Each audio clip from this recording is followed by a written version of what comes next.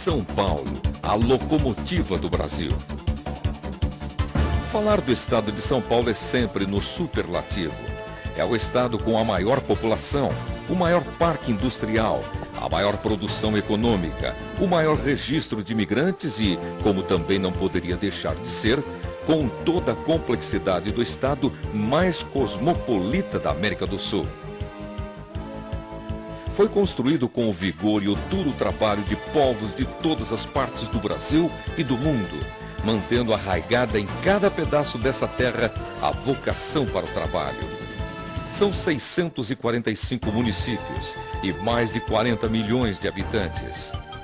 Com a melhor infraestrutura e mão de obra qualificada, São Paulo pode mesmo ser chamado de a locomotiva do Brasil.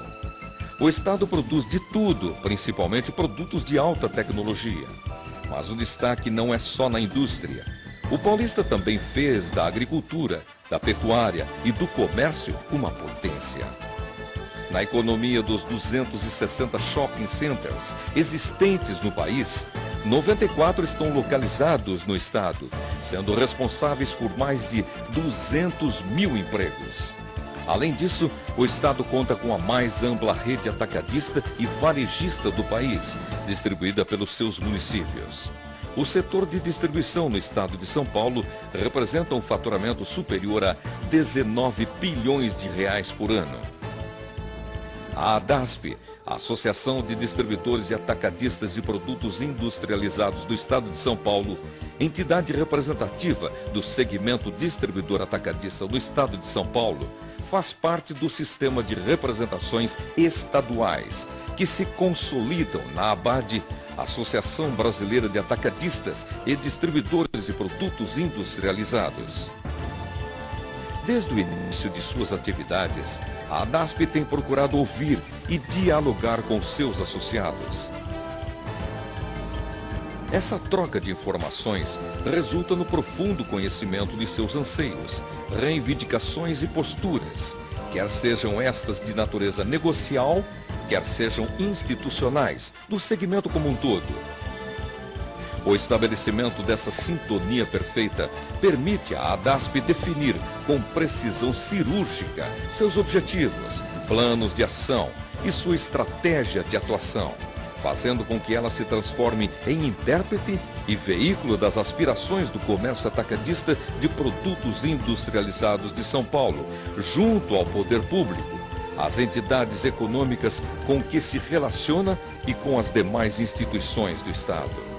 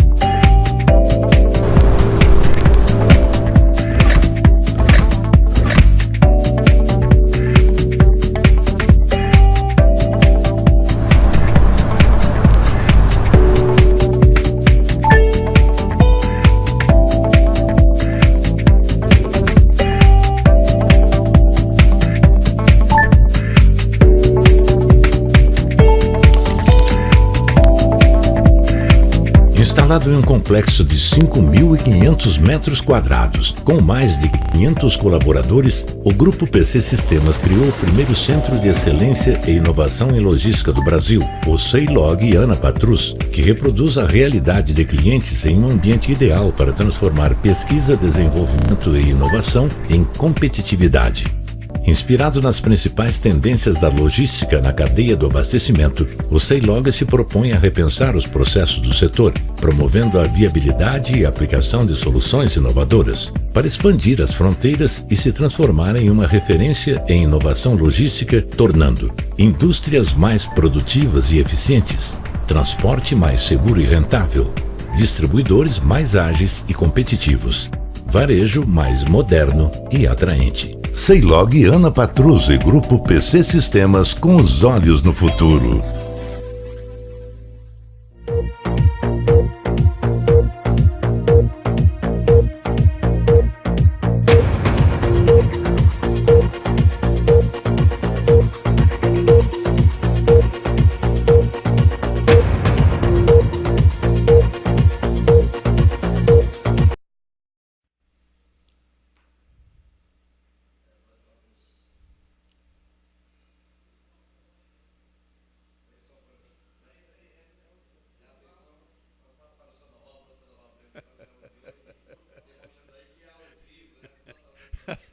Tá bom, obrigado.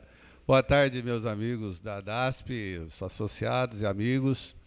Estamos mais uma vez aqui na Sorocaba ao vivo, desse estúdio, fazendo mais um programa consultor jurídico ao vivo, hoje com a presença do Dr. José Damasceno Sampaio. Agradeço aos nossos patrocinadores, a PC, sempre nos prestigiando. Um abraço para todos. Hoje o tema é interessante, porque quando o Dr. Damasceno me falou, né, o contrato de terceirização e as decorrências, né, as relações de trabalho que são decorrentes desses contratos, e ele me mostrou lá no computador o comecinho do projeto, e aí eu fiquei pensando, eu falei, meu Deus, minha mulher fez uma comida boa sábado, eu acabei comendo muito e bebendo um vinho, acabei bebendo uma garrafa inteira. Fiquei pensando, falei, será que eu ainda estou bêbado ou o Dr. Damasceno está me mostrando esse negócio direito mesmo, né? Porque parece, né? A gente sempre fica, quando vem alguma coisa do Congresso, a gente não fica muito feliz. Dessa vez eu estou, pelo jeito o Dr. Damasceno também, ele vai falar com vocês e eu acredito que vocês também ficarão felizes com esta proposta, esse projeto. Ele tem seus processos, seus problemas, etc. e tal, que o Dr. Damasceno vai passar para vocês. Eu não li todo, eu só li os preâmbulos, né? E parece que não estou bêbado ainda não, eu estou bem e espero que seja esse mesmo entendimento que eu estou começando a ter, espero que vocês também tenham. Com vocês então, o Dr. Damasceno, para falar então desses contratos de terceirização e as relações de trabalho deles, né, dele decorrentes. Tá? Obrigado, doutor, com você. Agora, boa tarde a todos, boa tarde, Sandoval. A todos vocês que nos acompanham. Nós trouxemos essa discussão, Sandoval, porque esse é um projeto de lei do deputado Sandro Mabel, acho que é de Goiás, né? Que está tramitando desde 2004, portanto, há 9 anos, e vem para regulamentar o contrato de terceirização de serviços nas empresas, com uma certa repercussão também nessa terceirização junto aos órgãos públicos, naquilo que é possível. Então, nós colocamos o tema como sendo a terceirização dos serviços nas empresas, riscos e vantagens, ou vantagens e riscos. O panorama atual, ele é um pouco complexo, haja vista que nós estamos sob a égide de uma legislação trabalhista muito obsoleta, muito antiga, ainda de 1943, da era de Getúlio Vargas, e a própria Justiça do Trabalho, através de alguns de seus componentes, não são todos, em todo canto nós temos pessoa com pensamento mais evoluído, pessoa com pensamento um pouco ainda parado no tempo e no espaço, entende que a legislação trabalhista ela tem que continuar extremamente protetiva, como considerando o trabalhador sempre como uma parte muito frágil que precisa ser protegida. Então, o legislado tem sobreposto ao negociado, e nós temos tido muitas dificuldades, o Brasil tem tido muita dificuldade para que as empresas possam crescer nessa relação, inclusive com repercussão em implementação de incentivos estrangeiros no próprio país. Então, esse projeto vem tramitando, visando essa regulamentação. Enquanto isso, diversos setores da terceirização, ou diversas modalidades de terceirização, foram implementadas e hoje funcionam, e o contrato em si da terceirização não tem uma norma pertinente própria que traga segurança a quem contrata e a quem está sendo contratado.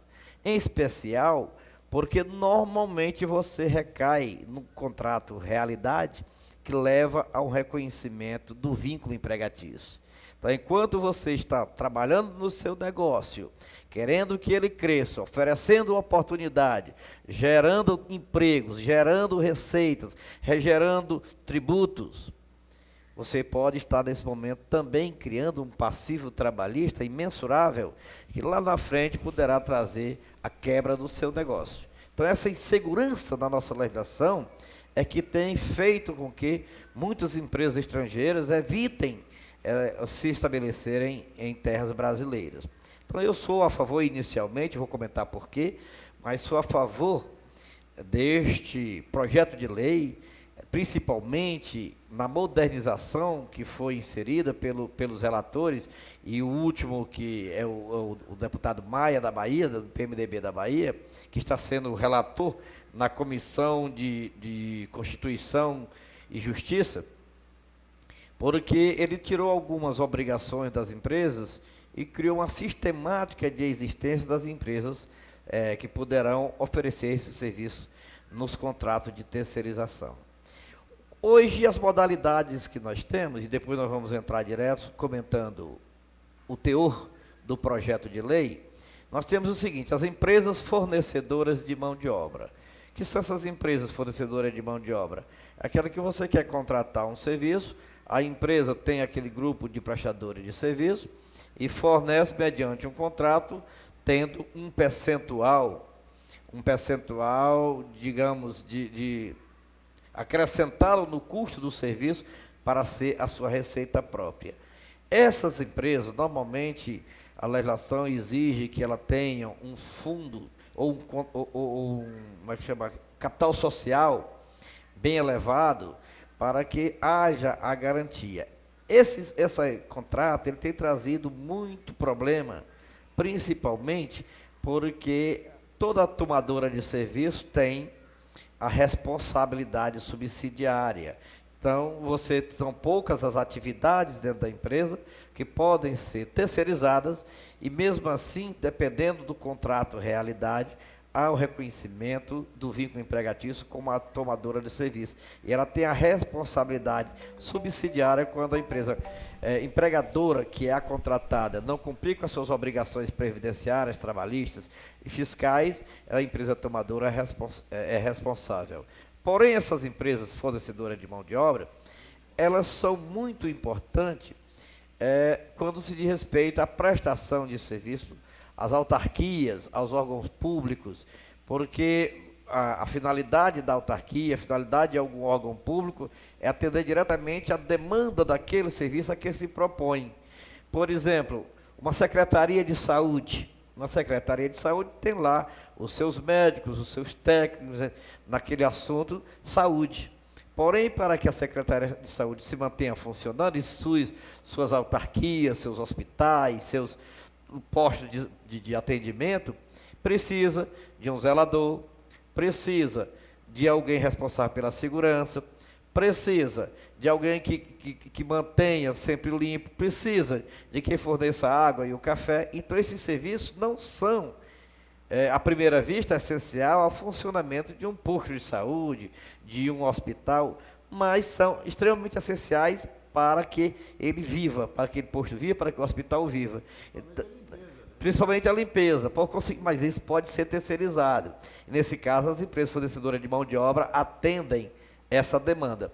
Porém, quando você pega uma empresa para funcionar, a confusão é um pouco grande. A empresa da iniciativa privada, ela é muito vista pelo procurador do trabalho, é muito vista pela Superintendência Regional do Trabalho, é muito vista pela própria Justiça do Trabalho, na tentativa de trazer-lhe a pecha de vínculo empregatício. Então, nós, os empregadores, já entramos nesse meio de forma fragilizada. O fragilizado não é o trabalhador. O fragilizado perante a legislação e a organização do trabalho brasileiro é o empregador. Ele é que entra de forma fragilizada porque a legislação é extremamente protetiva e as centrais sindicais, os sindicatos de trabalhadores e o próprio ordenamento, ele protege o trabalhador. Então, essas empresas realmente ela têm uma finalidade maior de atender a esses órgãos públicos. Nós temos as cooperativas de serviço, que é outro meio de terceirização. As cooperativas de serviço, engraçado que tenha aqui acontecido algum reconhecimento de vínculo empregatício, mas buscando a coisa no último detalhe. Porque para que a cooperativa de serviço possa funcionar, ela tem que ter o profissional, a mão de obra, que vai executar, mas tem que ter o equipamento. Então, a cooperativa de serviço só atende tendo o equipamento, não pode ser só a mão de obra. Exemplo, você tem uma cooperativa de serviço de entrega de mercadoria, onde tem diversas pessoas com carro de pequeno porte, combis, aqueles carrinhos de menor porte. Se não tiver o carro, a cooperativa não pode existir, porque ela é de serviço. E o serviço só pode ser executado com o equipamento ou da cooperativa ou dos cooperados. Por conseguinte, mas mesmo assim ainda se consegue, a justiça ainda aqui lá reconhece um vínculo empregatício. Moto e motoqueiro. Moto e motoqueiro é cooperativa de serviço. Pode ser, e pode ser o autônomo. Vamos já ver aqui que eu, embora não tenha colocado aqui, mas nós temos o transportador em diversas modalidades do transporte, entrega rápida, aquele pessoal que entrega as pizzas, né, que passa por cima de calçada, chutando espelho a toda hora, aquele pessoal também é uma forma de terceirização. As cooperativas de trabalho. A cooperativa de trabalho é que tem, na verdade, crescido bastante no Brasil e tem uma essencialidade muito importante. O que é uma cooperativa de trabalho? Cooperativa de trabalho é uma associação, uma sociedade de pessoas independentes que têm atividades semelhantes, que se colocam no mercado para atender a uma demanda. Os cooperados prestam serviço e a cooperativa presta serviço aos cooperados. A cooperativa não presta serviço ao tomador de serviço. Como é que funciona esse meio de campo? A cooperativa, ela busca no mercado o serviço, efetua o contrato e repassa a operacionalização ou a prestação de serviço para o seu cooperado. Quando o pagamento é feito diretamente à cooperativa através de uma nota fiscal de serviço tirada pela cooperativa.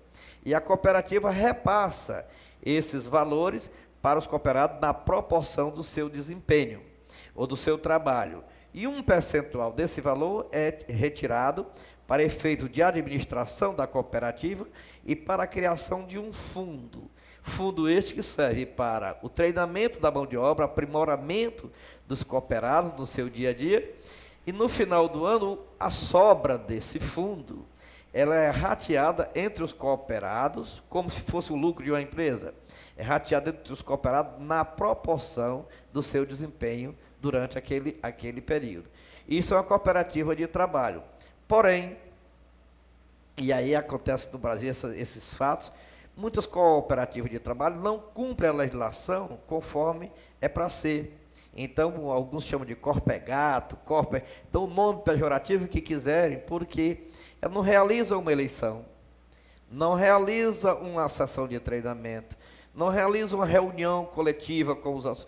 não leva à sede da cooperativa o cooperado, por conseguinte, o cooperado adere à cooperativa para garantir um emprego indireto, uma espécie de um emprego, e fica fragilizada a relação cooperativa, cooperado e cooperado, cooperativa.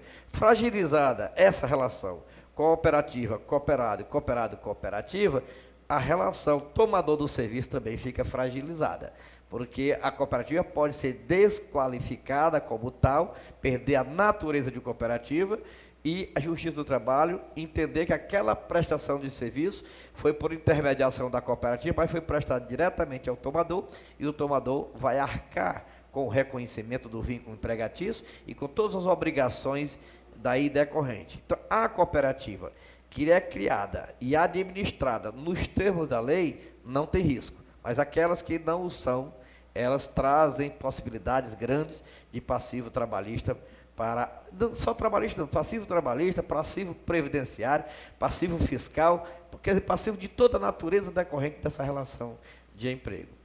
Aí, mas tem segurança das cooperativas? Tem, basta que o tomador de serviço, ao contratar a cooperativa, exija dela toda a documentação necessária, a sua regularidade, que comprove a sua regularidade, e exija dela que ela preste conta de regularidade de forma sistemática.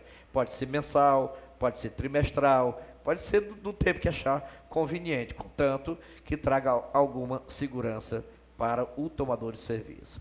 A outra modalidade, que é a novidade, quando a atual presidente Dilma Rousseff era chefe da Casa Civil, e o Lula até disse que faria um poste presidente, né, como aconteceu com a prefeita de Fortaleza, Luiziane Lins, disse que quem ela quisesse, ela botaria na prefeitura como prefeita até um poste. E tentou botar o poste, mas a luz do poste não acendeu, né, e não deu certo a coisa. Não. Mas houve essas brincadeiras aí, de qualquer pessoa que fosse indicada, seria o presidente, seria o prefeito, seria o governador, desde que viesse sob os auspícios do apoio, né, do PT.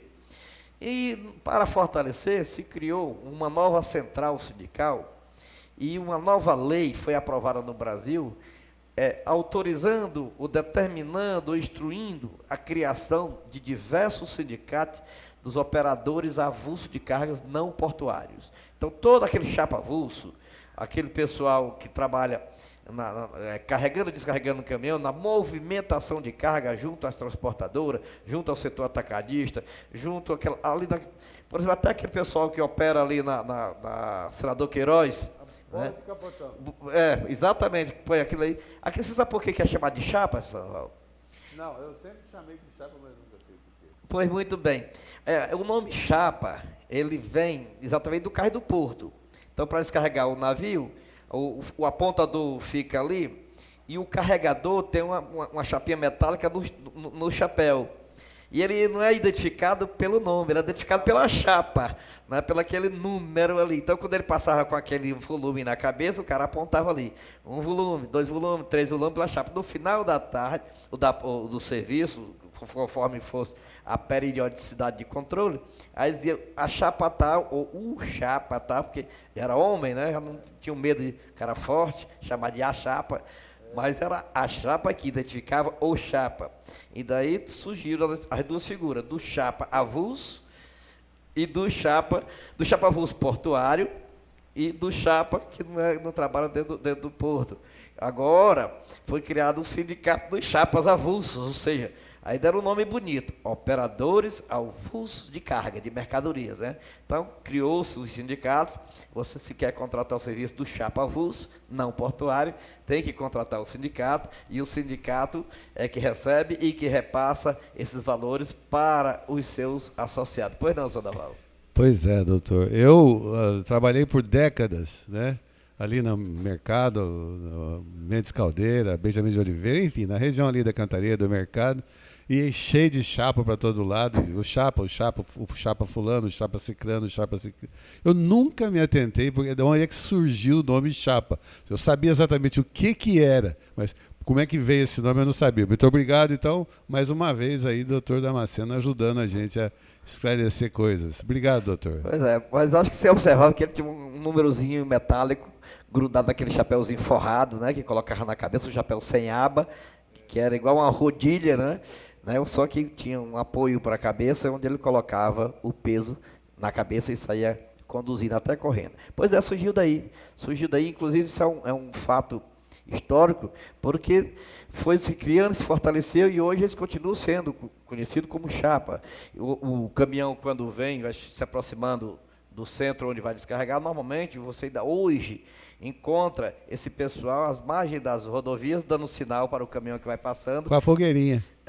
Tem fogueirinha, tem um cafezinho, fica esperando na madrugada e empreitam aquele serviço, contratam aquele serviço. Então, é esse pessoal hoje que está se modernizando. Agora, mais moderno ainda, através desses sindicatos, né, que foram criados através da lei, para esses operacionadores. Se funcionar bem, mas eu não vejo com muita alegria a criação desses sindicatos, não, porque eles são criados por quem não é chapa, é por quem vai explorar o serviço do chapa. Então, ele não tem a natureza que deveria ter. E nós temos autônomos de diversas naturezas, que também é uma modalidade de terceirização. Nós temos o transportador de carga autônomo independente, que é aquele que é o TAC, né? O TAC independente, ele é proprietário de um ou mais veículos, que se cadastra no DENIT, tem um número de registro e presta serviço pelo Brasil afora. Nós temos o transportador de carga, o transportador autônomo de carga agregado, que é o TAC agregado, regulamentado pela Lei 11.442 de 2007. Então, são profissões regulamentadas que existem. Isso também são formas de terceirização.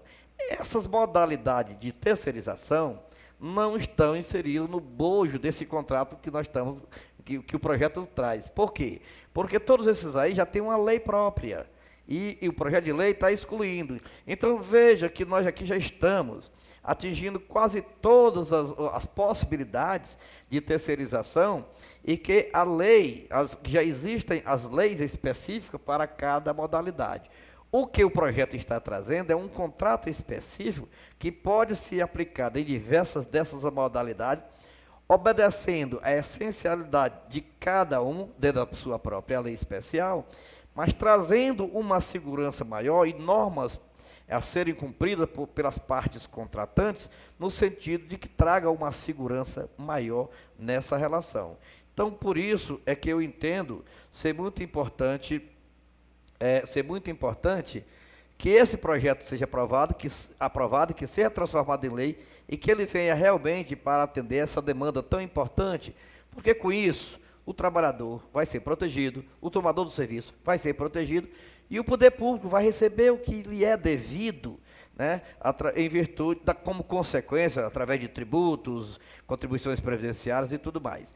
Nós vamos fazer um pequeno intervalo, vamos chamar os nossos comerciais e voltamos no segundo bloco, comentando alguns pontos especiais do projeto de lei 4.330 de 2004, que visa regularizar o contrato de terceirização dos serviços.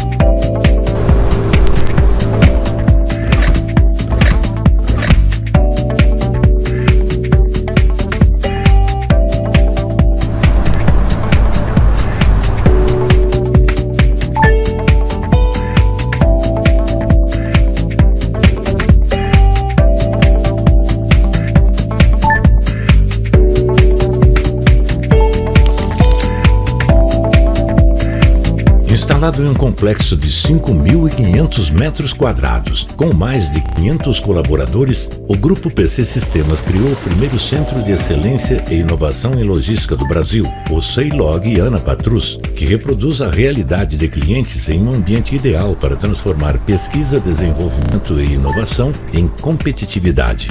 Inspirado nas principais tendências da logística na cadeia do abastecimento, o Ceilog se propõe a repensar os processos do setor, promovendo a viabilidade e aplicação de soluções inovadoras, para expandir as fronteiras e se transformar em uma referência em inovação logística, tornando indústrias mais produtivas e eficientes, transporte mais seguro e rentável, distribuidores mais ágeis e competitivos, varejo mais moderno e atraente. Ceilog Ana Patrus e Grupo PC Sistemas, com os olhos no futuro.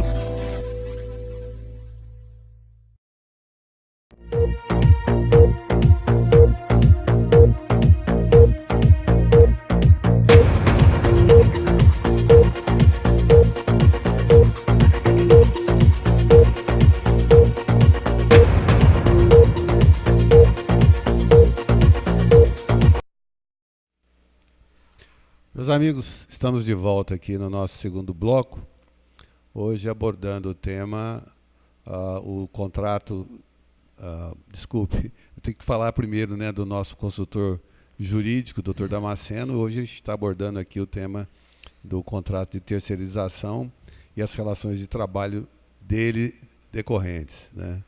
O Dr. Damasceno falava um pouco sobre essa coisa dos trabalhadores e citou dos chapas. Vocês assistiram aí o nome chapa, a origem do nome chapa. Eu achei muito interessante e também me lembrou que durante mais de 3 décadas eu vivi, lá atrás, no começo, convivi muito assim, muito proximamente deles. Nos sábados terminava o serviço, fechavam os armazéns e a gente ia tomar cerveja no bar ali do seu Manuel e disputava no palitinho a cerveja, o salgadinho, a azeitona, a batata, enfim. E era uma convivência muito próxima. O que eu percebi, e depois com o passar dos anos, é que eles precisavam ser fortes fisicamente, porque a carga que eles carregavam era uma coisa pesada. Era 60 quilos, 70, 80, uma caixa de bacalhau, 2 fardos de sal, enfim, era uma coisa de carregar e botar lá em cima. E eles precisavam ser fortes, e as pessoas não são fortes a vida toda. A idade vai chegando, a gente vai envelhecendo. E agora aqui com o Dr. Damasceno comentando, eu fui lembrando que percebia isso. Aqueles mais fortes foram envelhecendo, eles nunca foram assistidos por nada, e nem sei como estão hoje, quantos estão vivos, e se estão, e eu espero que sim, mas nunca foram assistidos de forma nenhuma. O que valia para eles era a força e a disposição para o trabalho. Hoje é uma coisa que me intriga, doutor, essa coisa, né? Porque realmente não eram assistidos de forma nenhuma, né? Pelo menos naquela época não eram. É verdade, seu Daval, e a coisa ainda continua um pouco precarizada, porque embora tenha se criado a figura do microempreendedor individual para alguns prestadores de serviço, esse serviço não está inserido nesse contexto. Criou-se, como eu disse agora há pouco, a possibilidade da instituição do sindicato dos operadores avulso de mercadorias, operadores não portuários, porque os portuários já estão regulamentados, tem lá dentro os seus órgãos, o OGMO, que organiza esse serviço, não é? Mas o que nós vimos, principalmente, eu sou um pouco curioso nessa vida sindical, há muitos anos que eu lido com isso, há muitos anos eu sou diretor jurídico de entidades sindicais, há mais de 20 anos, não vou dizer aqui para não descobrir, né? Mas quase da época do Getúlio Vargas, nós já acompanhávamos, sou curioso, gosto de escrever sobre isso, criticar sobre isso, né? Ainda naquele tempo que nós tínhamos um programa, era a TV Sat, né? Que nós passamos, começou a matriz desse programa, da transmissão para o nosso associado, através daquelas antenas, e nós discutíamos, eu sei que por mais de uma vez nós pegamos o ex-ministro do Trabalho para discutir conosco, o professor Pazianotto, não é? E teve uns 2 temas que nós abordamos, a legislação trabalhista, a reforma necessária, era exatamente pegando nesses pontos necessários a implementação de uma proteção ao trabalhador. Porque o que já está protegido não precisa de tanta proteção e é o que mais tem proteção. E os desprotegidos que estão à margem não se tem. Então, quando veio a possibilidade da instituição desse sindicato, eu fiquei curioso para saber como eles iam se organizar para a criação desse sindicato. Lamentavelmente, a realidade é totalmente deturpadora da finalidade da lei. Porque nós pegamos grupos de empresários, os sindicalistas profissionais, que não exercem a atividade, e espalharam no Brasil diversos sindicatos. Para você ter ideia, tem grupo que mora em estado do sul do país, que é presidente, vice-presidente, diretor do sindicato no norte do país. Ou seja, saiu através de procuração, criou-se sindicato em todas as capitais e grandes cidades, e vai verificar, não tem um associado. Os nomes foram, é como nós ouvimos as críticas aí, Sandoval, sobre a criação desses novos partidos. Quando chega no Tribunal Superior Eleitoral, para análise das assinaturas das adesões, tem gente que assinou, entre aspas, para a criação do partido, sem ter assinado. Aí quando vão reconhecer, não, eu não assinei isso. Até dentro do próprio TSE, tinha gente que constava o nome, pessoa constava o nome como criando partido, sem nunca ter assinado, sem nunca ter sido chamado. Então, desse jeito também se criou diversos sindicatos espalhados pelo país para proteger esses operadores de carga que nunca ouviram nem falar. Com que finalidade? Ter verba. De que verba, Damasceno, você está falando? Contribuição sindical. Porque a contribuição sindical, ela vai ser dividida. Eleger quem eles quiserem dentro de uma federação também, ou seja, criação de sindicatos pelegos para dar sustentação à eleição de presidente de federações, de confederações e tudo mais. Agora, tem que moralizar. Como moralizar? Se o Ministério do Trabalho, na área sindical, o que a gente vê a cada momento é alguém pedindo para sair sob pena de ser posto para fora, porque virou negócio dentro do Ministério do Trabalho, esse negócio de criação de entidade sindical. Os sindicatos que se propõem criar dentro dos termos da lei ficam engavetados, enquanto os que não estão nos termos da lei, por força de algum incentivo, que eu não vou dizer aqui o nome, passam, se criam e rapidamente se tem as cartas sindical. Então, esse é um dos que eu digo, que tem diversos sindicatos criados nas grandes cidades do país, em todas as capitais, para apoiar, organizar o trabalho dos operadores avulsos, porém não são administrados e não foram criados por trabalhadores. Por conseguinte, não tem a natureza da operação. O que é um sindicato? É a união de pessoas de atividade, da mesma atividade ou atividades similares, para fortalecer a sua atuação no dia a dia. Pois não, Sandoval? Você está comentando aí, a gente leu essa semana, gente do PDT, ex-ministros, né, Paulinho da Força, não sei o quê, deputado, criando um partido com assinatura falsa. Então, é uma coisa maluca, porque, como você está falando, quem precisa, quem está fazendo a coisa direitinho, né, para fazer um sindicato, não consegue. E o mesmo pessoal que é do Ministério do Trabalho, que cuida de tudo isso, né, egressos ou partícipes disso, criam um partido político com assinatura falsa. Então, estamos de cuidado nessa área, doutor. É triste, mas é o que nós estamos lendo, né, pelo menos, aí está abertamente na imprensa brasileira. É verdade, eu acredito que quem divulgou, não foi só o partido, são dois partidos que estão sendo criados aí, que pelo menos foram partícipes de manchetes nesse sentido, né? O da Marina e esse outro aí, os dois, assinatura falsa, e quem está divulgando isso é o Tribunal Superior Eleitoral, que confere e diz se está certo ou não está certo.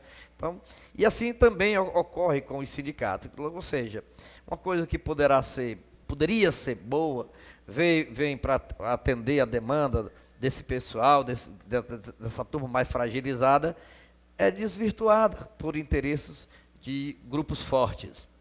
Bom, voltando à terceirização, nós temos ainda hoje a terceirização nos serviços públicos, que eu falei, ou seja, nos serviços de obras, transportes, manutenção, limpeza, vigilância. Hoje virou uma coqueluche, né?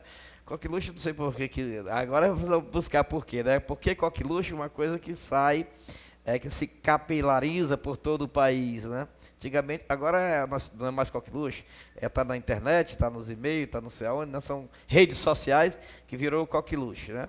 Mas antigamente a gente chamava de coqueluche porque isso era uma doença facilmente transmissível entre aqueles que estavam próximos. Então, virava hábito da sociedade, por isso pegava e dizia que era coqueluche. Mas hoje as administrações públicas municipais terceirizam tudo. Terceirizam o transporte escolar, terceirizam a merenda, terceirizam tudo que você imaginar está terceirizado através daquelas empresas que nós começamos citando no início do programa de hoje. Na iniciativa privada, a legislação só permite a terceirização de atividades meio. Aí está a confusão. O que é uma atividade meio dentro de uma empresa atacadista? Empresa atacadista, distribuidora, a finalidade fim é comprar e vender mercadoria. Perfeito? Compra e vende. Compra e vende. Aí eu pergunto, o manuseio dessa mercadoria dentro do estabelecimento, do depósito, é atividade fim ou atividade meio? Pegar a mercadoria que está nas embalagens maiores e fracionar. É atividade fim ou atividade meio? Vender a mercadoria a quem quer comprar no seu ponto de venda. É atividade fim e atividade meio. Entregar essa mercadoria lá. É atividade fim e atividade meio. Cobrar o valor. Então, vamos analisar. Atividade fim é a comprar e vender mercadoria. Os meios que são empregados para isso chegar a um desiderato do que se pretende, podem ser atividades acessórias ou atividades meios. Então vamos analisar. Fracionar mercadoria, eu considero atividade meio. Arrumar mercadoria dentro do depósito, atividade meio. Carregar o caminhão e fazer a entrega, atividade meio. Então, se é atividade meio, poderia ser terceirizado. Mas vai terceirizar. Porque a Justiça do Trabalho vai entender que sem essas atividades, o fim não seria atingido. O objeto da atividade da empresa não seria atingido. Então, por isso, Sandoval, é que precisa que haja essa regulamentação. Porque no momento que essa lei sair, essas atividades, todas elas podem ser terceirizadas contratualmente. Claramente, sem qualquer problema. Você pega, olha, nós pegamos hoje e contratamos um transportador autônomo.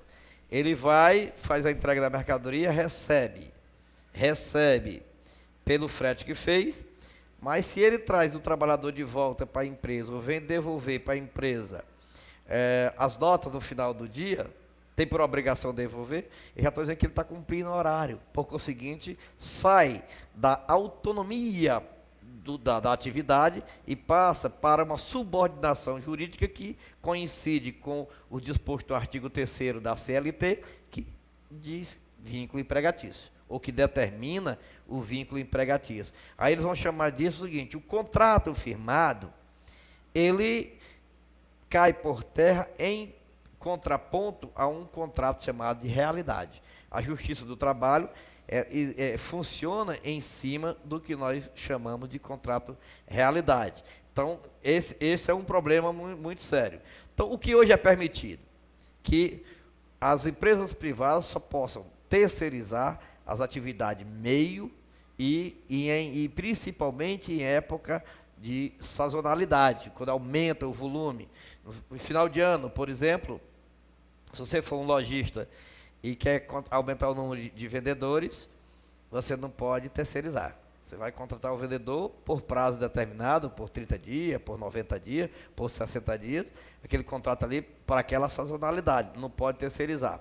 Se você tem uma transportadora, aí precisa carregar e descarregar. O serviço de carregar e descarregar é o meio ou é o meio ou é o fim da atividade? Eu entendo que é o meio, porque o fim é pegar daqui e levar para ali, é deslocar a mercadoria em um certo percurso. Carregar e descarregar não faz parte do serviço de transporte, tanto que você pode contratar um transporte, o carregamento seja por conta de quem remete e o descarrego seja por conta de quem recebe. Então não é uma atividade fim, é uma atividade meio, mas mesmo assim você só pode usar o serviço das cooperativas de trabalho, você só pode usar o serviço do avulso, do chapa avulso, se houver um aumento na demanda de carga e descarga. Se você utilizar a terceirização em todo o seu pessoal, o Ministério Público do Trabalho vai em cima, lhe representa através de uma ação pública e você vai para a Justiça do Trabalho perder. É esse o comportamento que ocorre. Mas se houver uma sazonalidade, aí você pode, justificando o porquê que aumentou o número de contratados naquele período. Ou seja, é uma coisa estável, enquanto você poderia garantir aquele chapa, vamos chamar assim, aquele trabalhador, aquele operador de patinho, o operador daquela máquina que sobe e desce com a mercadoria, né, um serviço mais seguro, você não pode. Aí implica em quê? O jeitinho brasileiro, na rotatividade desse serviço. Ora, você vai contratar uma cooperativa de trabalho, o serviço de uma cooperativa significa exatamente a rotatividade. Ela funciona dentro da rotatividade, fica lá à disposição, precisou por 1 hora, por 1 dia, por 2 dias, vai lá e terminou, é a rotatividade. Você não pode ter o serviço, por isso eu digo que o representante comercial, o vendedor externo, né, autônomo ou não, ele não pode se unir em cooperativa, porque a cooperativa significa rotatividade. E a representação comercial, ela é uma coisa permanente. O próprio contrato tem uma natureza de permanência, né, de longevidade, de demora né, de um lapso temporal. Embora ele possa ser por tempo determinado, esse tempo determinado, normalmente ele é longo, ele não é tão pequeno. Ele tem um prazo de 1 ano, ou coisa parecida, nesse sentido. Então, não tem a natureza da representação comercial, não coincide, vai sempre de encontro à natureza das cooperativas. Por isso que não pode ter uma cooperativa de representantes comerciais, né? Porque fere exatamente a legalidade dessa atividade. Então, você vê o seguinte, hoje nós vivemos de mão amarrada, correndo risco de um passivo trabalhista muito grande, e agora eu falo dos riscos, que eu pediria até que fosse colocado na tela aí. Ó. Terceirização, o que traz hoje? Riscos de um passivo trabalhista, em virtude do reconhecimento da relação de emprego ou do vínculo empregatício, e com a responsabilização da contratante pelo pagamento de salários e demais obrigações trabalhistas da empresa terceirizada, uma vez que essas empresas elas às vezes, muitas vezes, por sinal, não cumprem com essas obrigações e o vínculo é transferido, a obrigação, por ser subsidiária, ele é transferida para a empresa tomadora do serviço. Então, a responsabilização pelo pagamento dos tributos decorrentes, a contribuição previdenciária, o FGTS, o imposto de renda da pessoa física, tudo aquilo que nasce da relação de emprego, embora o vínculo não seja reconhecido com o tomador de serviço, a obrigação pelo pagamento é exatamente do terceirizador, ou daquele que toma o serviço. Quais as vantagens que hoje tem e que continuará tendo a terceirização? É a pronta substituição do terceirizado, é a primeira vantagem. O que é isso? Em que consiste essa pronta substituição do terceirizado? Você está com um operador, um trabalhador, que é cooperativado, ele está trabalhando ali nessa condição, ele é um terceirizado. Ele fez corpo mole, não quis trabalhar, falta constantemente, a empresa não tem um problema de estar dando aviso prévio, de demitir, aquele gasto todo com a demissão. Simplesmente não liga para a empresa terceirizadora e de substitua. E isso é cláusula contratual. Então, substitui de plano, não tem problema de continuidade do serviço, porque aquela figura é automaticamente, e isso é da natureza do contrato, na terceirização. Administração do negócio. Enquanto a empresa terceirizante, né, aquela que tem os seus trabalhadores ali a serviço do terceirizador, é quem vai administrar a frequência, o desempenho, tudo aquilo, o dia a dia do terceirizado. Se a empresa tomadora do serviço não tem essa obrigação, pode aplicar esse seu tempo na administração do seu negócio. na compra e venda de mercadoria, na produção da mercadoria, na melhoria do seu negócio a cada dia, porque ele não está tendo uma atividade secundária que terceirizou. Redução de custos, pergunta-se. Há redução de custos porque a precarização tão alegada é porque traria a diminuição das vantagens para o trabalhador, porque ele iria ganhar menos, e a empresa tomadora teria uma redução de custos. Mas a redução dos custos, Sandoval, você acha, eu particularmente entendo que não, você acha que ela é sempre financeira? Ela não pode ser econômica? Né? E o que é o potencial que nós podemos chamar de bens econômicos de uma empresa? É só o dinheiro que entra no caixa? É só um tributo que economiza? Não. Enquanto você dinamiza o seu negócio, mesmo pagando mais caro, você pode ter lucro maior. Diminui o delta do lucro, porém aumenta a quantidade de deltas, vamos dizer assim, né? E no final você terá um lucro maior. Então, quando você otimiza seu negócio, você pode até estar pagando mais caro, mas você pode no final ter mais lucro. Você pode no final, no seu balanço final, ter mais vantagem. Então, isso traria vantagem para todos. Então, você não pode falar em redução de custos com a terceirização, se por acaso não é essencialmente ou não é necessariamente essa redução direta de custos que vai ser proporcionado pela terceirização da mão de obra. Por conseguinte, eu não vejo como sendo um ponto a ser criticado ou ser buscado a redução direta de custos na terceirização. O que se busca com a terceirização é a otimização dos serviços da empresa. Ou seja, é a empresa poder atingir os seus objetivos sociais de uma forma mais prática, de uma forma direcionada para a essência do seu negócio. Nós vamos chamar os nossos comerciais e voltando no terceiro e último bloco, tratando só e somente do nosso projeto de lei 4.330 de 2004, que traz as novas propostas de terceirização. Nós vamos chamar agora porque queremos fazer o terceiro bloco um pouco mais esticado do que a meia hora, para poder não seccioná-lo. Então, nossos comerciais, por favor.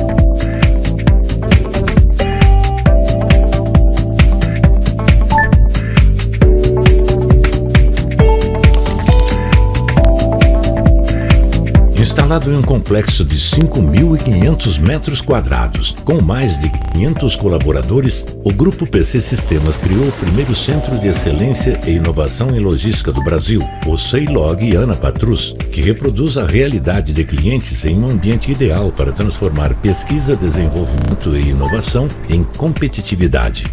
Inspirado nas principais tendências da logística na cadeia do abastecimento, o Ceilog se propõe a repensar os processos do setor, promovendo a viabilidade e aplicação de soluções inovadoras, para expandir as fronteiras e se transformar em uma referência em inovação logística, tornando indústrias mais produtivas e eficientes, transporte mais seguro e rentável, distribuidores mais ágeis e competitivos, varejo mais moderno e atraente. Ceilog Ana Patrus e Grupo PC Sistemas com os olhos no futuro.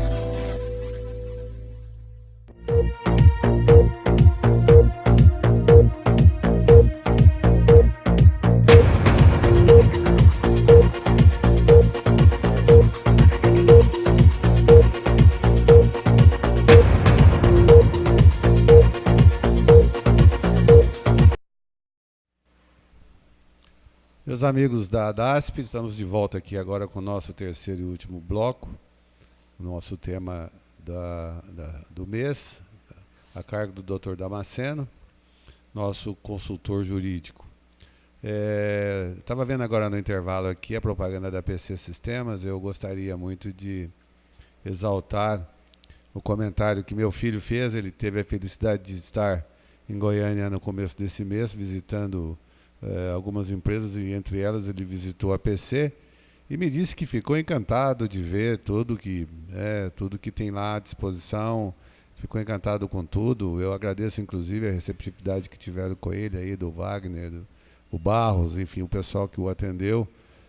Muito obrigado e parabéns. Todas as pessoas que conhecem vocês e que conhecem os teus serviços, os seus produtos, os parabenizam e agradecem. Eu estou aqui fazendo também aqui o meu agradecimento pessoal pela receptividade ao meu filho e dar parabéns a vocês também pelos produtos e pelo que vocês agradam, o que vocês fornecem de serviços para o nosso setor, e isso os faz sempre serem convidados a serem nossos patrocinadores, o que vocês aceitam e nos agrada bastante, nos ajuda bastante.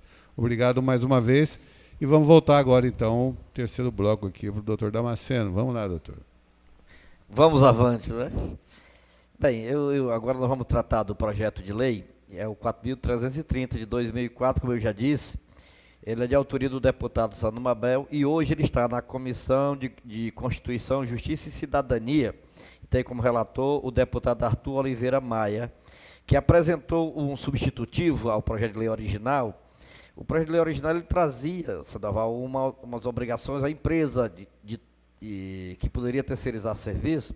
Ela precisava ter um capital social reservado grande, então a garantia, ele precisava que o dinheiro ficasse no banco. E isso hoje não é a necessidade, porque você pode garantir qualquer coisa por diversos meios. Você pode ter carta de fiança, quer dizer, tem que ter a competência, a capacidade técnica e a capacidade financeira, ela pode ser garantida por terceiro. Não é obrigado a empresa ter aquela garantia. Então ele trouxe um substitutivo que eu reputo importante, porque viabiliza a colocação em prática dessa atividade. Não adiantava você ter a lei e ser letra morta, sem que ela viesse a ser praticada por empecilhos, talvez, que não pudessem ser ultrapassados. Então, o substitutivo trouxe vantagem, na minha opinião, possibilidade de terceirização da atividade fim. Nós comentamos que hoje, no ordenamento jurídico brasileiro, só se pode terceirizar a atividade meio. O projeto de lei traz a possibilidade da terceirização também da atividade fim da empresa. E a crítica que recebe? Precarização das relações trabalhistas. Nós vamos ver agora, item por item, das condições e das consequências do contrato, que isso não ocorrerá. Não ocorrerá porque cada um terá a sua atividade e mais ainda, as empresas envolvidas nessa relação se autofiscalizarão.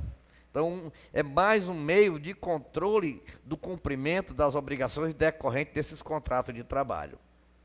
Então, A ementa do projeto de lei diz o seguinte: dispõe sobre os contratos de terceirização e as relações de trabalho dele decorrentes. Por que relação de trabalho? Na relação de trabalho, você pode ter a relação de trabalho com vínculo empregatício e a relação de trabalho sem vínculo empregatício. Na proposta desse projeto de lei, nós vamos ver as partes, quem pode contratar, nós sempre teremos as duas relações. Aliás, as duas naturezas de relações dentro da relação de trabalho. Nós teremos a relação de trabalho sem vínculo empregatício, que é a que envolve o trabalhador da empresa terceirizada com a empresa terceirizante. A empresa que terceiriza, ela não assume o risco e nem o vínculo empregatício com o trabalhador da empresa terceirizada. E a empresa, para terceirizar, ela precisa ter aqueles trabalhadores como seus empregados. Então, ela tem que cumprir as obrigações. Então, nós temos nos dois polos essas duas naturezas da relação de trabalho, a com vínculo e a sem vínculo. O projeto de lei determina que esse contrato aplica-se a quem? As empresas privadas, as empresas públicas, as sociedades de economia mista e as suas subsidiárias e controladas, sejam ligadas à União, os Estados, o Distrito Federal e município. O que nos interessa diretamente são as empresas privadas, né? Não se aplica à administração pública direta, autárquica e fundacional. Por exemplo, eu estava comentando aqui sobre a administração de um hospital. Quem tem que administrar um hospital é sempre um médico? Não, pode ser um administrador. Porém, o corpo médico do hospital tem que, o nome já diz, então tem que ser pessoas ligadas àquele hospital e por ele remunerada. Porém, a administração, o dia a dia do caixa, receber, pagar, não precisa ser do hospital. Então, isso pode ser terceirizado, porque não é a questão direta ligada à administração pública. É uma administração privada dentro de uma administração pública. E esse fato já nasceu em 2002 com o novo Código Civil, quando autorizou, mudou a figura do sócio-gerente, né? Hoje nós não temos mais nas limitadas, nas empresas limitadas, a figura do sócio-gerente, né, que nós tínhamos. Hoje o gerente, obrigatoriamente, é um empregado, e o administrador, que aí pode ser o sócio-administrador, ou um terceirizado, que pode ser uma pessoa jurídica ou uma pessoa física.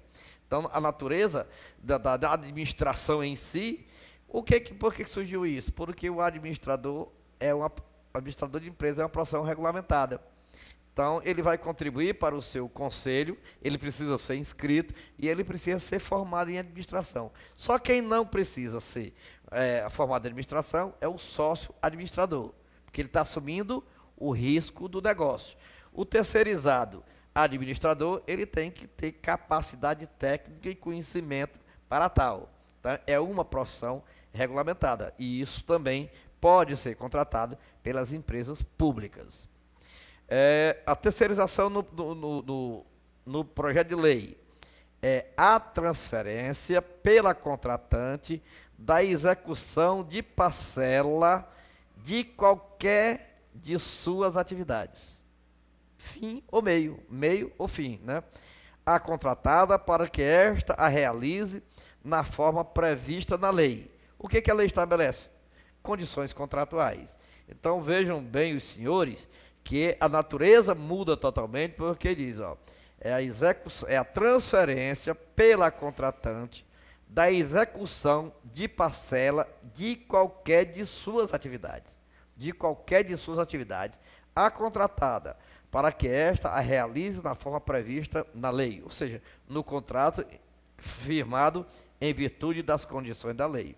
Aí, a grande vantagem que vem e a grande crítica da Justiça do Trabalho é que entende que vai precarizar. Não precariza, porque a relação de emprego vai ser em relação à empresa contratada e não à empresa contratante. E nós vamos ver mais na frente que a empresa contratante vai ser o fiscal do cumprimento das obrigações. Partes do contrato: pessoas jurídicas, aquelas que têm CNPJ, tanto como contratante como contratada. Pessoa jurídica de direito privado ou pessoa jurídica de direito público, conforme nós já vimos nos slides anteriores. E como pessoas físicas, somente o produtor rural e o profissional liberal no exercício de sua profissão. Por exemplo, um advogado, um contador, um médico que tem, né, um médico dentro do seu negócio, de qualquer especialidade, né, de qualquer especialidade. Então, esse pessoal que são considerados profissionais liberais, eles têm mesmo como pessoa física, individualmente, a sua atividade tem uma certa natureza de empresa, uma certa natureza de poder empregar na condição de empregador, sem ser o empregador doméstico, porque eles exercem uma atividade autorizada por lei. Então, o produtor rural e o profissional liberal, somente esses, com pessoas, podem contratar em qualquer polo. Ele pode contratar em qualquer polo desse contrato, como contratante ou como contratado. Contratada é a empresa especializada em serviços determinados e específicos, relacionados a qualquer atividade da contratante, com qualificação técnica para a prestação do serviço e capacidade econômica compatível com a sua execução. Veja bem, essa parte, capacidade econômica compatível com a sua execução, veio a suprir aquela necessidade de ter um capital social X, né, ter uma garantia, ter capacidade econômica compatível. Não interessa quem garante essa capacidade econômica. Tem. Ok. Está constatado isso aí? Tá. Ok. A empresa é especializada em serviços determinados e específicos. Ou seja, eu tenho o meu negócio, quero contratar para administrar essa área aqui, a área de cobrança dentro da empresa. Então, se aquela empresa ali, ela é contratada, ela é especializada naquele setor, e a empresa foi constituída, o seu contrato social registrado, o seu objeto social é aquele, ela pode ser contratada para qualquer atividade dentro da empresa, desde que seja aquela para a qual ela foi constituída. A contratada ainda é responsável pelo planejamento e pela execução dos serviços, nos termos previstos do contrato. Os limites, ou seja, as prerrogativas estão previstas no contrato. Ela é responsável pelo planejamento e execução do serviço. Ela é responsável também, a contratada, pelo contrato, remuneração e direção do trabalho realizado pelos empregados que vão ser utilizados na realização dos serviços terceirizados. Ainda, pode subcontratar, que aí é que é o interessante, pode subcontratar a realização de serviços técnicos especializados se houver previsão no contrato original. Vamos ver da seguinte forma, Sandoval, com um exemplo prático para se entender. Uma empresa comercial terceiriza o serviço de contabilidade da empresa, todinho, lá dentro, para fazer lá dentro da empresa dele, sem ser lá no escritório do contador. Aí, aquela empresa contratada, ela é especializada em contabilidade. Tem contador, tem técnicos em contabilidade, com formação, com graduação ou não, porque nós temos essas duas figuras, né? Tem o técnico e temos o graduado.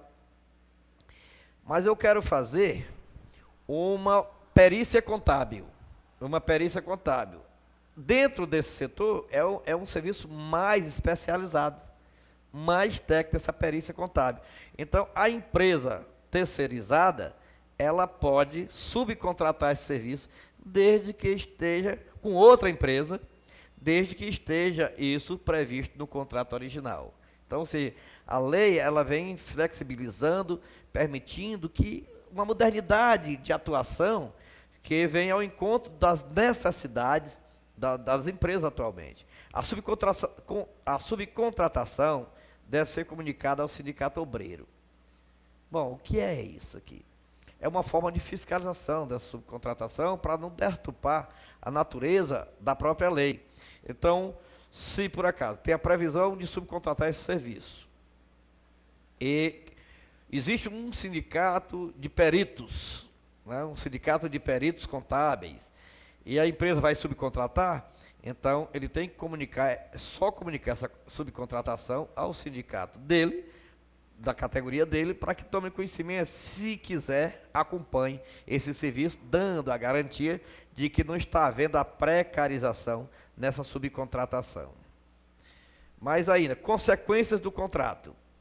Não se forma vínculo de emprego entre a contratante e os empregados da contratada. A lei traz essa previsão, mas nós precisamos ver aqui a questão do contrato realidade, porque a lei já faz uma ressalva. Ressalvado o contrato realidade. O que é isso? Digamos, eu faço um contrato de terceirização. Os terceirizados estão à minha disposição, cumprindo o serviço na forma contratada. Porém, lá dentro, eu desvirtuo o serviço contratado. Vamos analisar. Eu contratei para eles carregarem e descarregarem mercadoria. Aí eu já pego esse pessoal e mando lavar os banheiros, limpar o jardim. Eu mando fazer um serviço lá, ou o banco fazer um depósito. Ou seja, eu desvirtuei o serviço contratado. E você, tal hora, tem que estar aqui porque você tem que buscar isso. Vai buscar meu filho no colégio. Então, isso desvirtuou. Então, a realidade do contrato mudou totalmente. Nesse caso, cai-se nas disposições do artigo 3º da CLT. Esse contrato ele vai ser desconfigurado e vai se configurar a relação de emprego. Então, a realidade se sobrepõe às normas contratuais. A realidade se sobrepõe às cláusulas contratuais. Cabe às partes se vigiarem mutuamente para que isso não venha a acontecer. A lei também, aliás, Sandoval, o artigo 442 da CLT traz um dispositivo, um de seus incisos, parágrafo, não vou lembrar bem, que diz que não constitui relação de emprego entre a contratante, o trabalho prestado pelo cooperado, contratado através de cooperativa. Né? Esse trabalho cooperado, do cooperado em relação à cooperativa e em relação ao tomador do serviço, não se constitui em vínculo empregatício, salvo, óbvio, a realidade, salvo a deturpação da finalidade do contrato. Né? Então, o que acontece muitas vezes é que o liame é tão aproximado que você, não tendo um cuidado, qualquer falha, você transforma um trabalho autônomo em trabalho com vínculo empregatício. Exemplo, a gente prega muito isso quando vai tratar do representante comercial. Com esse contrato aqui, poderemos contratar o representante comercial, uma empresa de representação comercial, sem o risco do vínculo empregatício. O que ocorre é que uma empresa atacadista contrata um representante comercial e o tem com os mesmos tratamentos dispensados ao vendedor externo, que tem vínculo empregatício, subordina, determina a rota, determina o horário, determina que cliente ele deve visitar em tal dia, em tal hora, e ainda avisa que se ele não cumprir a meta, bota ele para fora. Então, isso aí são coisas, são tratamentos próprios de uma relação de emprego. E o contrato realidade aí, ele se sobrepõe ao contrato de autonomia e deixa o contrato de autonomia prejudicado nesse sentido. Então, na cooperativa tem essa previsão.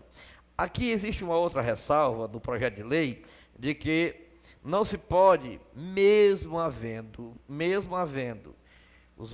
o preenchimento dos 3 requisitos que constituem ou que configuram a relação de emprego, que é a pessoalidade, a constância e a remuneração, né? Tem outro nomezinho, tem outro termozinho, a remuneração, que é onerosidade, né? Para as autarquias, os órgãos públicos, não pode isso constituir relação de emprego. Por quê? É muito claro. Você não pode, esses órgãos não podem contratar a não ser através de concurso público. Então, não é por causa de um contrato terceirizado que vai nascer daí uma relação de emprego. Agora, alguns direitos são preservados. Por exemplo, o direito ao salário e o direito ao FGTS. O direito ao salário, o vínculo não permanece. Aviso prévio não existe, mas o salário, as férias e o FGTS, a justiça, aliás, o direito, esse prevalece mesmo em relação aos órgãos públicos. É vedada a intermediação de mão de obra. O contrato está dizendo isso. Não pode ter nessas empresas a intermediação de mão de obra, ressalvada a legislação específica. O que legislação específica é essa? São essas empresas que são criadas para intermediar contrato de aperfeiçoamento profissional entre o estudante, através do estágio, por exemplo, né? O CIE, que existe há muito tempo, o CIE ele intermedia mão de obra do estagiário. Então, nesse caso, é uma legislação específica que não entrará nas normas desse projeto de lei 4.330. Como diz, essa lei do estágio, ela fica preservada. Ainda, condições do contrato. Especificação do serviço. O contrato vai dizer o serviço que vai ser realizado, para não haver aquela deturpação que nós falamos ainda agora há pouco. O local e o prazo, se houver, né? Porque às vezes o serviço é de uma forma mais constante, para não ter um prazo determinado. Pode ser por prazo indeterminado. Mas se for por um prazo determinado, tem que dizer qual o prazo e o local onde esse serviço vai ser desenvolvido. E o contrato precisa de uma garantia. Bom, que garantia é essa? A garantia é 4% do contrato. Então, um contrato de 100 mil, a empresa tem que dar em garantia, a empresa terceirizada tem que fazer uma reserva em uma conta especial, que é a garantia. Ela não vai dar a garantia à empresa contratante, ela vai ter uma reserva de 4% do valor total do contrato, limitada a 50% de um mês de faturamento. E vamos pensar da seguinte forma: eu fiz um contrato para fazer aquele serviço durante 6 meses por R$600 mil. R$600 mil. Então, esses R$600 mil dividido, o faturamento mensal vai ser 100 mil. O contrato, então, 4% de 600 dá quanto? 12 mil? 24 mil. Então, os 4% está inferior aos 600 mil. Ok, está dentro do limite. Mas vamos que esse contrato seja bem maior e dê uma média mensal de 100 mil.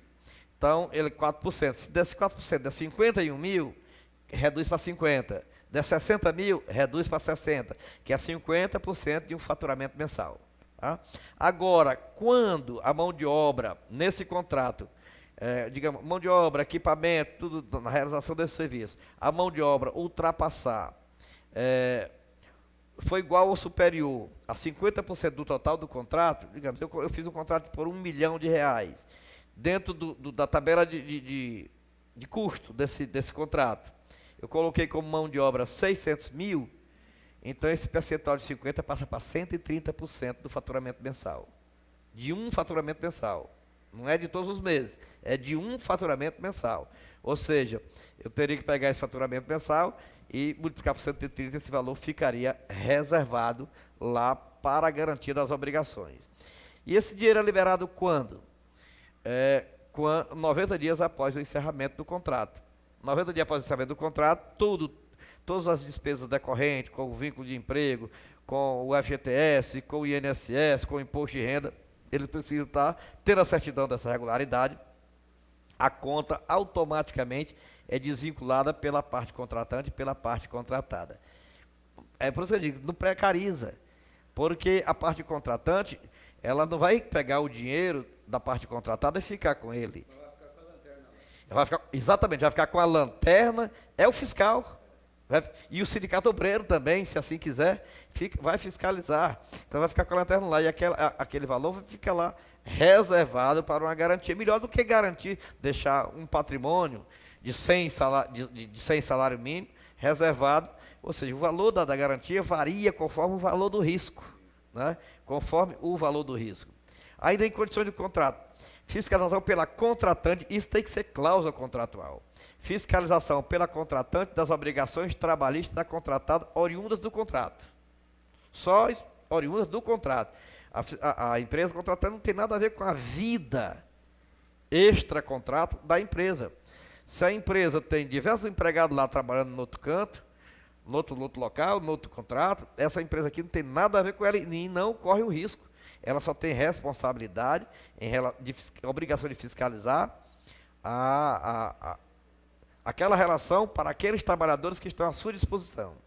A possibilidade de interrupção do pagamento ou retenção de valores para adimplemento das obrigações trabalhistas e fiscais da contratada.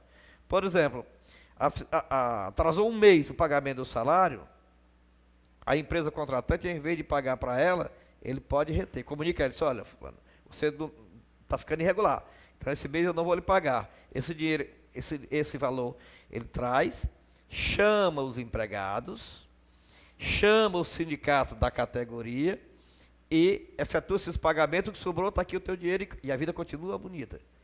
Então, quer dizer, onde é que isso vai precarizar, Samuel? Em canto nenhum. Então, ele paga as guias, e essas guias vão ser pagas em nome de quem? Vão ser pagas em nome da contratada, porque é ela que está devendo. Essa folha salarial, esse olerite, é paga em nome de quem? É paga em nome da contratada. É como se eu tivesse com o seu dinheiro, eu efetuo o pagamento, para as contas, está aqui teu troco. Tudo isso vai ser contabilizado para a empresa contratada. É ela que vai adquirir a regularidade. A empresa contratante pode, dependendo da necessidade, até antecipar alguns pagamentos para colocar em dia aquele serviço e regularizar. Ou seja, o contrato traz uma verdadeira parceria. Agora, um fato interessante é que, além desses valores, que pode ser o percentual que a empresa reserva, ela pode caucionar através do dinheiro, pegar o dinheiro e fazer uma caução, pode fazer um seguro garantia, o dinheiro dela recebe todinho, mas tem um seguro garantia, no momento em que fica inadimplente, o seguro é acionado, e pode ainda a fiança bancária. Então, essas três modalidades. Ela pode ainda substituir essas três modalidades por uma retenção mensal de 6% do valor da fatura. Então, ela não precisa, só dar pegar no primeiro mês e ficar lisa, vamos chamar assim, né? Ficar lisa com daquele dinheiro. Não. Ela pode fazer uma garantia, digamos, uma fiança bancária, e em vez de... A cada mês ela vai amortizando essa fiança com o recolhimento em uma conta especial, abre uma conta especial, e tira até 6% do faturamento, transfere para aquela conta só pode ser movimentada com a anuência da contratante. Nova, quer dizer, a lanterna, como você falou, né? Com a lanterna lá em cima. Ou seja, flexibiliza, viabiliza e facilita a atuação da empresa terceirizante e da empresa terceirizada. Os direitos dos empregados da contratada a serviço nas dependências da contratante. Por exemplo, a empresa contratante pega a contratante para prestar serviço lá dentro do seu estabelecimento. Aí se equiparam até por uma questão social, por uma questão de humanismo, né?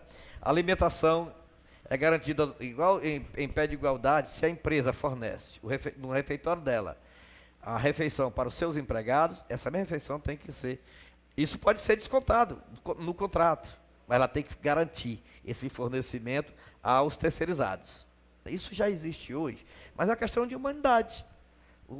Um está comendo lá uma marmita bonita, né, feita sob controle de uma pessoa que sabe, que entende de receita, né, tem um nomezinho técnico que está me fugindo agora.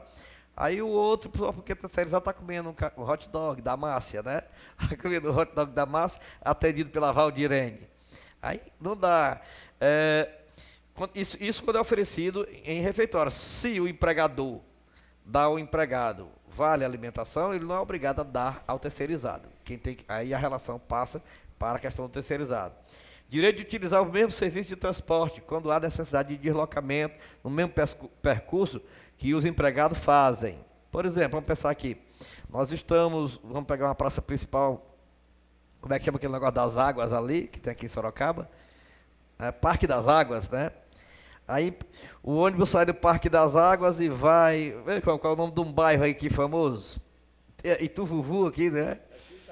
Itavuvu, pronto. Então o ônibus da empresa passa lá, para no Parque das Águas, pega os empregados da empresa e traz aqui para o Itavuvu. Lá os terceirizados estão também. E vem para Itavuvu, que é onde está o estabelecimento da empresa terceirizante, que vai utilizar o seu serviço. Então, esse transporte, esse traslado, eles também têm direito. E o custo disso? Pode ser cláusula contratual com a empresa terceirizada. E o treinamento adequado, óbvio. Se a empresa vai tomar o serviço e quer ele de qualidade, o mesmo treinamento que ela dispensa aos seus empregados, vai dispensar aos seus terceirizados. O custo também pode ser negociado com a empresa empregadora dos terceirizados. E medidas de proteção à saúde e à segurança no trabalho. É devido a todos, inclusive a quem está lá passeando. Né? Isso aí, a insalubridade, essa proteção, isso é uma questão de humanidade, como eu disse, porque se não cuidar das pessoas que prestam serviço, não vai ter um serviço adequado. Bom, a empresa terceirizante do serviço, ela tem uma obrigação subsidiária em relação aos serviços, a tudo isso que nós comentamos em relação aos empregados da empresa terceirizada. É subsidiária, porém, se ela não comprovar para a fiscalização do Ministério do Trabalho de que fiscalizou, ela pode ter sido enganada. Vou dizer um exemplo aqui, Sandoval. Ela pede que a empresa apresente uma guia de recolhimento do FGTS, do INSS dos empregados a seu serviço. E a empresa terceirizada traz essa guia. E essa guia é falsificada. Ela fiscalizou? Fiscalizou. Tem culpa pela falcatrua da outra? Não. Então, sua obrigação é subsidiária. O que é uma obrigação subsidiária? Ela só vai pagar aquela obrigação, só vai assumir aquela obrigação, esgotado todo o patrimônio da outra empresa. Ou seja, há a preferência para que a execução recaia sobre aquela outra empresa. Quando esgotar todos os meios em relação àquela, que ela vai arcar. Se ela não fiscalizar, ela sai da obrigação subsidiária para a obrigação solidária. E o que é uma obrigação solidária? O credor é quem escolhe a quem quer acionar. Na solidária, o credor escolhe, eu quero acionar essa daqui, que eu sei que tem mais dinheiro, eu vou receber logo. Então não tem a preferência, ele vai escolhe quem quiser. Na subsidiária, o patrimônio da contratante só vai ser atingido se não existir mais da contratada. A diferença é bem acentuada, né? Porque há um esgotamento das possibilidades de receber primeiro dela.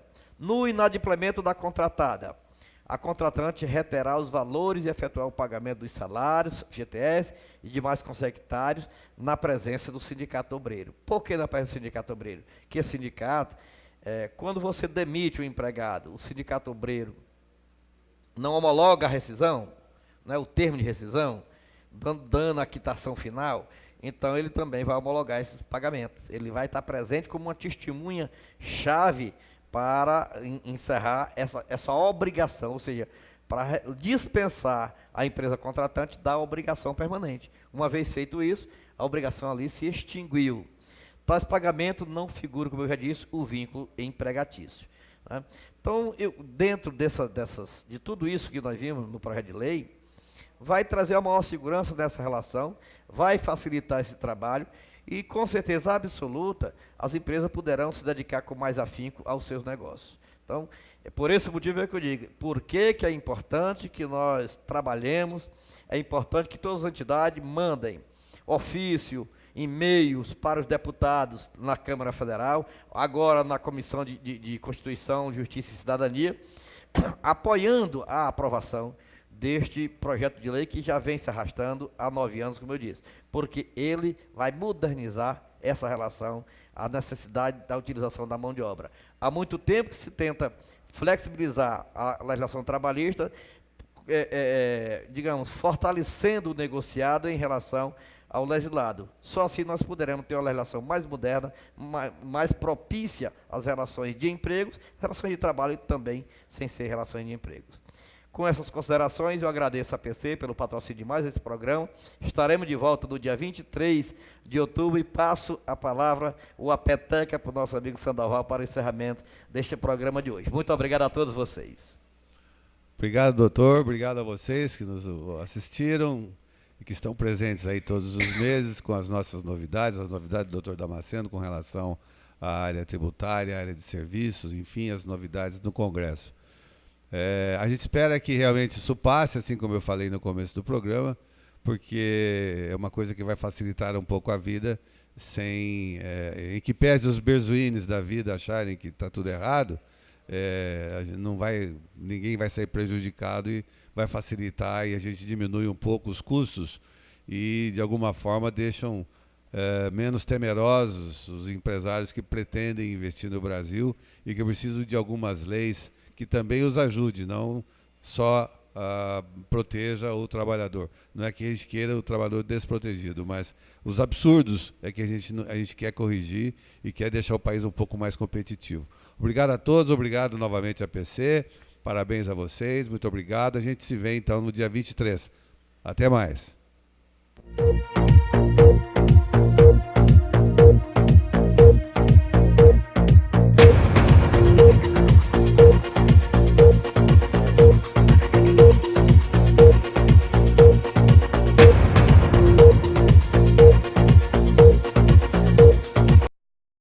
São Paulo, a locomotiva do Brasil.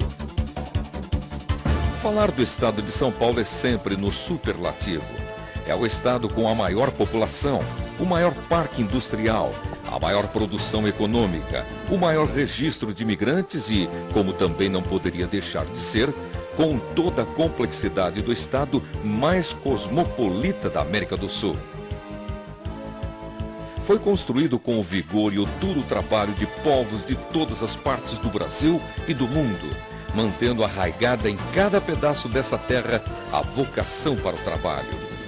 São 645 municípios e mais de 40 milhões de habitantes. Com a melhor infraestrutura e mão de obra qualificada, São Paulo pode mesmo ser chamado de a locomotiva do Brasil. O estado produz de tudo, principalmente produtos de alta tecnologia. Mas o destaque não é só na indústria. O paulista também fez da agricultura, da pecuária e do comércio uma potência. Na economia dos 260 shopping centers existentes no país, 94 estão localizados no estado, sendo responsáveis por mais de 200 mil empregos.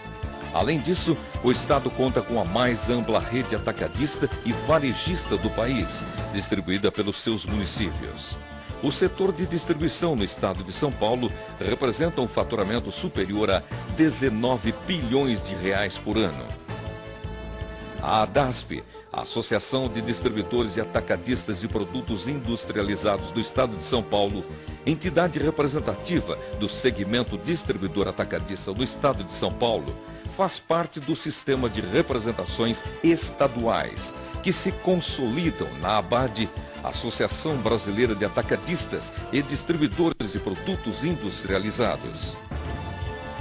Desde o início de suas atividades, a ADASP tem procurado ouvir e dialogar com seus associados. Essa troca de informações resulta no profundo conhecimento de seus anseios, reivindicações e posturas, quer sejam estas de natureza negocial, quer sejam institucionais, do segmento como um todo. O estabelecimento dessa sintonia perfeita permite à ADASP definir com precisão cirúrgica seus objetivos, planos de ação e sua estratégia de atuação, fazendo com que ela se transforme em intérprete e veículo das aspirações do comércio atacadista de produtos industrializados de São Paulo, junto ao poder público, às entidades econômicas com que se relaciona e com as demais instituições do Estado.